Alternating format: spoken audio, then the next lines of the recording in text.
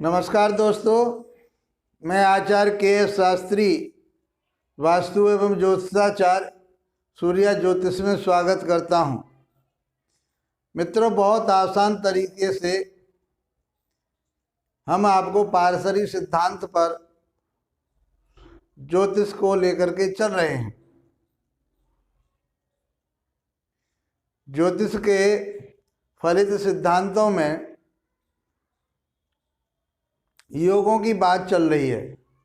हमने राजयोगों की बात की जो केंद्र और त्रिकोण से बनते हैं, उसकी हमने एक पत्रिका भी लगाई। हम एडवांस में चल रहे हैं, धीरे धीरे इन योगों को सीखेंगे। मतलब ये जो योग क्या है, ये उस कुंडली की शुभता को दर्शाते हैं। जब हमें इन योगों के बारे में, इन शुभता के बारे में ज्ञान हो जाएगा, पता पड़ जाएगी, तो हम आसानी से फलित कर सकते हैं। तो केंद्र और त्रिकोण के योगों को हमने आपको बताया, बाखूबी आप समझ पाए होंगे बहुत आसान तरीके से। मित्रों, उसी श्रृंखला में हम थोड़े और आगे बढ़ते हैं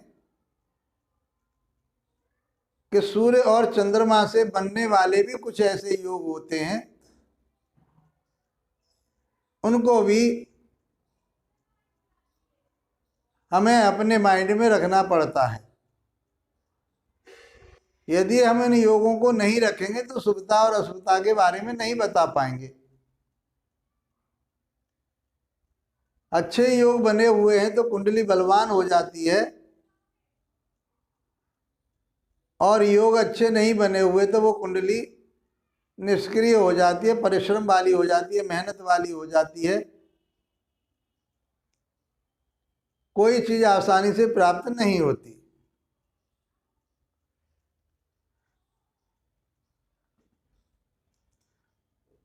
आज चंद्रमा से बनने वाले योगों की बात करेंगे।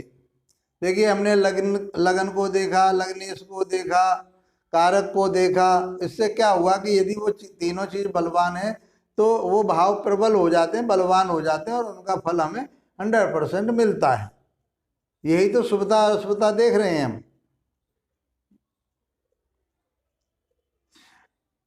जब हम लगन को देखते हैं तो उसमें दूसरी लगन होती है हमारी चंद्रमा की, चंद्रमा को भी देखते हैं।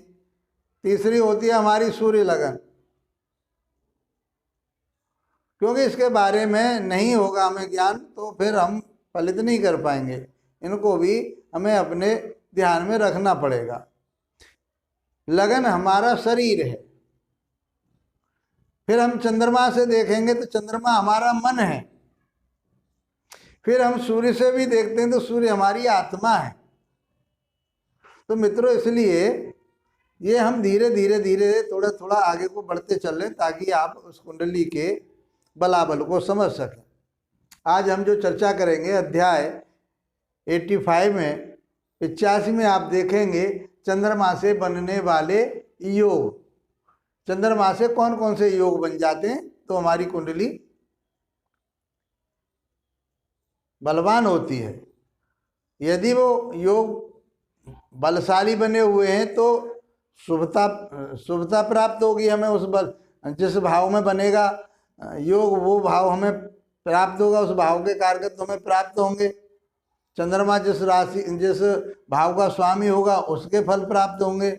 चंद्रमा जहाँ देख रहा होगा उसके फल प्राप्त होंगे। तो बहुत आसानी से हम आगे की तरफ को बढ़ रहे हैं। आज हम चंद्रमा के योगों की बात करते हैं। तो पहला योग हमने जो लिया है, इसमें सुनफा योग कहा गया है। अब सुनफा योग क्या होता है उसको समझने की जरूरत है। पहले हम योग के बारे में समझें और शुभ और अशुभ के बारे में बाद में चर्चा करते हैं। तो सुनफा योग जो होता है, इसका नाम है सुनफा योग। द्वितीय भाव में कोई ग्रह, सूर्य राहु केतु को, इसमें चंद्रमा के योगों में सूर्य को नहीं लिया जाता और राहु केतु को दोनों में नहीं लिया जाता। जब हम सूर्य का पढ़ाएंगे तब उसमें भी राहु केतु को नहीं लिया जाएगा, और चंद्रमा के में पढ़ा रहे हैं तो सूर्य को नहीं लिया जा रहा। जब सूर्य को बताएंगे तो फिर चंद्रमा को नहीं लिया जाएगा। तो इन तीन ग्रहों को छोड़ करके हम चर्चा करते हैं। अन्य कोई भी ग्रह शुभ और अशुभ जैसा भी होगा उसके फलस्वरूप परिणाम मिलेगा। तो इसमें बात कही गई है कि द्वितीय भाव में कहाँ से? चंद्रमा से द्वितीय भाव में। चंद्र से द्वितीय भाव में कोई ग्रह राहु, सूर्य राहु केतु को छोड़कर बैठे हों तो ये सुनफा योग बनता है। देखिए इसके बारे में हम बताते हैं। मान लीजिए चंद्रमा यहाँ बैठा हुआ है, चंद्र लग्न में बैठा हुआ है, तो कहता है शास्त्र कहता है कि उसके द्वितीय भाव में कोई ग्रह बैठा हो और 12वें भाव में कोई ग्रह ना हो। देखिए इन दोनों में दूसरे भाव के और 12वें भाव की बात होती है। आगे हम पाप कर्तरी और शुभ कर्तरी आपको बताया था हमने पहले वीडियो में।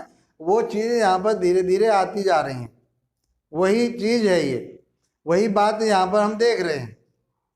तो यदि चंद्रमा से दूसरे भाव में कोई ग्रह बैठा हुआ है और 12वें भाव में कोई भी ग्रह नहीं है, अब ये भाव तो आप समझ गए होंगे कौन सा भाव क्या है।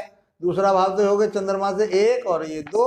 12वां भाव यदि हम यहाँ से गिनेंगे तो 1 2 3 4 5 6 7 8 9 10 11 और 12।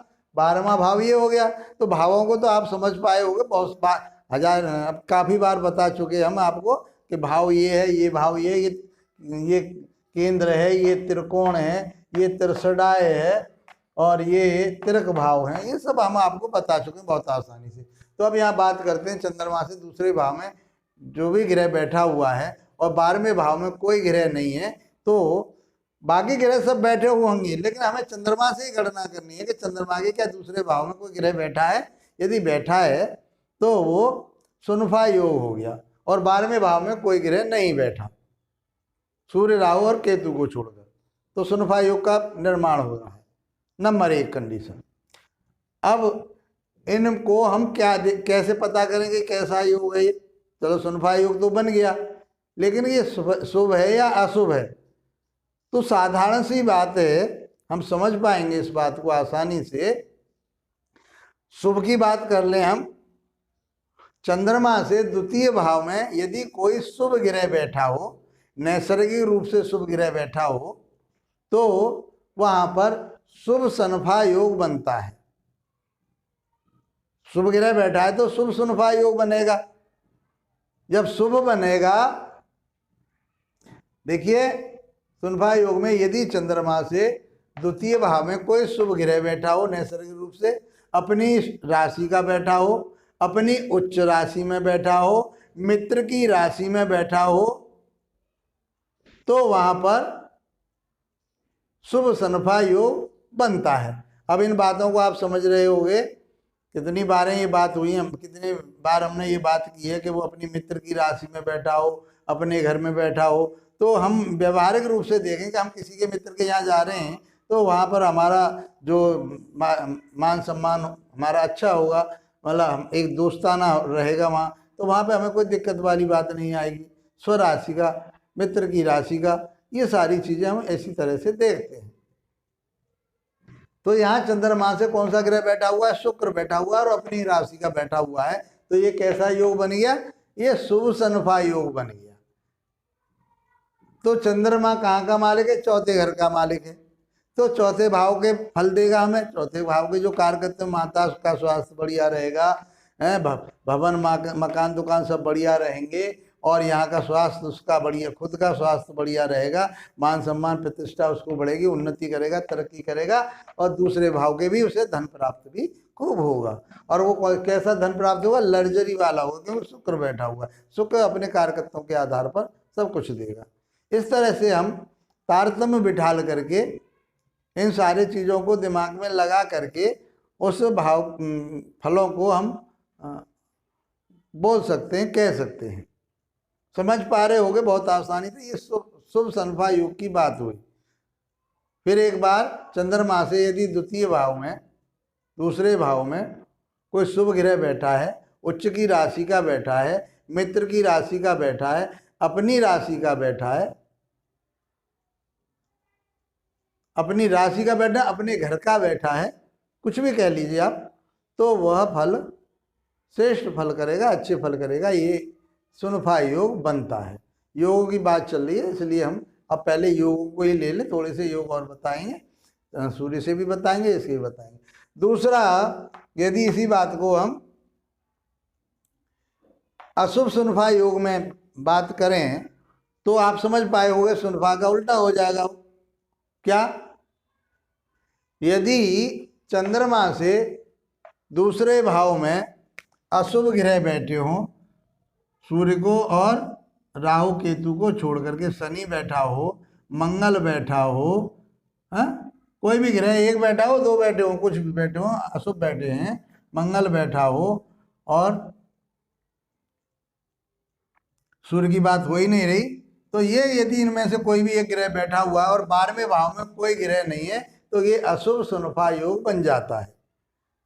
तो जो बात हमने शुभ सुनफा योग में कही थी आपसे कि वो चीज़ों का, इन चीज़ों में बढ़ोतरी करेगा, ये चीज़ें प्राप्त होंगी उसको जीवन में, लेकिन इसमें क्या होगा तो माता का स्वास्थ्य खराब रहेगा, मकान दुकान बनाने में उसे कठिनाई आएगी, परिश्रम करना पड़ेगा, मेहनत करनी पड़ेगी, जब जा कर के बनेगा, और उसका स्वास्थ्य भी खराब सा ही रहेगा, बीमार रहेगा, उसे दिक्कत रहेगी। और जो हम धन की बात कर रहे थे यहाँ, धन मिलने में भी उसे बहुत अड़चनों का सामना करना पड़ेगा, उतना धन नहीं मिल पाएगा उसको। बहुत आसानी से आप इनको बता सकते हैं, कह सकते हैं। यदि हम इसको दूसरी जगह देखें तो चंद्र मान लीजिए यहाँ नहीं बैठा हुआ, ये बात समझ पाए होंगे बहुत आसानी से, मैंने एक जगह ही बता दिया आपको, और बताए देते हैं। मान लीजिए चंद्रमा अपने ही घर में बैठा हुआ है यहाँ पर, और इसके द्वितीय भाव में यहाँ पर कोई शुभ ग्रह बैठा हुआ है, मान लीजिए बुध बैठा हुआ है, तो ये कैसा योग बन गया? चंद्रमा से दूसरे भाव में बुध बैठा हुआ है। तो अब देखिए जो चीज चल रही थी कौन किसको शत्रु मानना योगों में, वो सारी चीजों को हम पीछे हटा के चल लें। अब वो यहाँ बैठा हुआ है बुध, तो ये क्या हो गया? शुभ सनफा योग हो गया। और ये क्या क्या चीज देगा? ये चौथे भाव की चीजों को देगा। बुध कहाँ का मालिक है? छठे घर का मालिक है, और तीसरे घर का, तो पराक्रम मिलेगा, हिम्मत मिलेगी, भाइयों से तालमेल अच्छा रहेगा उसका, और कहीं जाकर के उसको कर्जे और उनसे सब चीज़ों से मुक्ति मिलेगी। ये समझ पा रहे होंगे आप बहुत आसान तरीके से। इसी तरह से यदि हम यहाँ पर मंगल को ले लें या शनि को ले लें, अशुभ ग्रह को यहाँ ले लें, और इसके 12वें भाव में कोई भी ग्रह नहीं हो, यहाँ मान लीजिए हम मंगल को ले लेते हैं, बेशक इसका मित्र भी है ये, लेकिन हम वहाँ मित्र और शत्रु की बात नहीं कर रहे, यहाँ शनि भी हो सकता है, मंगल भी हो सकता है। तो ये कैसा हो गया? अशुभ हो गया, अशुभ सनफा योग हो गया। और ये जो हमने अभी बताया था आपको कि ये उसके भवन वाहन और मकान और उनमें यहाँ कमी हो जाएगी, उसकी माता का स्वास्थ्य खराब रहेगा, और यहाँ संतान होने में, ये संतान का घर है, उसका सुत घर कहा गया है, सुत का भाव कहा गया है, तो पुत्र होने में, संतान होने में उसको दिक्कत आएगी, परेशानी आएगी, और उसके जो यहाँ से हम प्यार भी, प्रेम भी देखते हैं, उसमें कहीं कमी आएगी। बहुत सारी चीज़ें देखते हैं, जुआ सट्टे और ये सारी चीज़ों को यहाँ से देखते हैं। आप अपना अध्ययन कीजिए, आपको बहुत कुछ मिलेगा, आप समझ पाओगे, तो उन चीज़ों में कमी होगी, समझ पाए होगे। लेकिन ये कैसे गिरे हों? अशुभ में नीच राशि के हों और शत्रु क्षेत्री हों और क्रूर ग्रह हों, अशुभ ग्रह हों नैसर्गिक रूप से, तो फिर ये योग बनता है, अशुभ सुनफा योग बनता है, और इसके 12वें भाव में कोई ग्रह ना हो। बहुत आसान तरीके से मैंने आपको इसके बारे में बताया। इसके बाद में चंद्रमा से दूसरा योग कौन सा बनता है उसका हम अगले वीडियो में आपके लिए चर्चा करेंगे। इसी के साथ आप लोगों का धन्यवाद, नमस्कार।